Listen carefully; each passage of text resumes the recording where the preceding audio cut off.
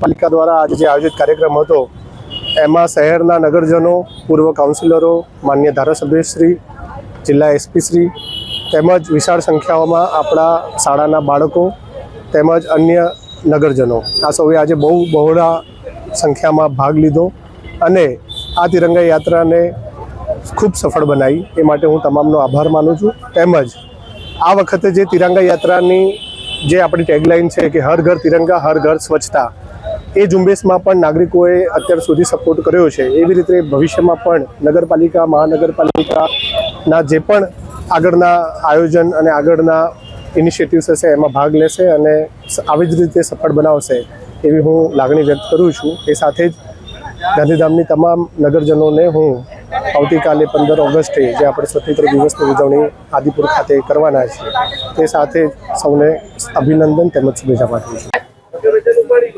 આજે ગાંધીધામ મધ્યે આવતીકાલે જ્યારે આપણે ભારત દેશની આઝાદીના 79માં સ્વાતંત્ર્ય દિવસની ઉજવણી કરવા જઈ રહ્યા છે એની પૂર્વ સંધ્યાએ ગાંધીધામ મહાદેવ ગાંધીધામ મ્યુનિસિપલ કોર્પોરેશન દ્વારા પોલીસ ડિપાર્ટમેન્ટ દ્વારા સાથે મળી અને ખૂબ જ ભવ્યાતિ ભવ્ય તિરંગા યાત્રાનું આયોજન કરવામાં આવ્યું।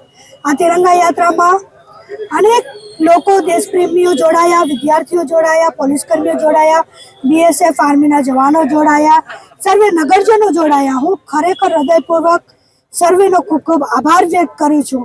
ને જે માહોલ દેશભક્તિનો આ ગાંધીધામમાં સર્જાયો છે એ આજે આપણા સૌ માટે એ વાતને યાદ કરવી ચોક્કસ જરૂરી છે કે કઈ રીતે આપણને આઝાદી મળી છે, કઈ રીતે લાખો લોકોએ પોતાના જીવનનું બલિદાન આપ્યું છે ત્યારે જઈને આપણને આઝાદી મળી છે। એટલા માટે આજે હું એ વીર જવાનોને પણ હું એમને વંદન કરું છું ને મારા શ્રદ્ધાસુમન અર્પિત કરું છું। આજે આ યાત્રા બાદ સુંદર મજાનું એક શામ દેશભક્તિ કે નામ એ કાર્યક્રમ યોજાયો જેના થકી દેશભક્તિના ગીતો સાથે સમગ્ર નગરજનો સાથે આ કાર્યક્રમને ઉજવવામાં આવ્યો।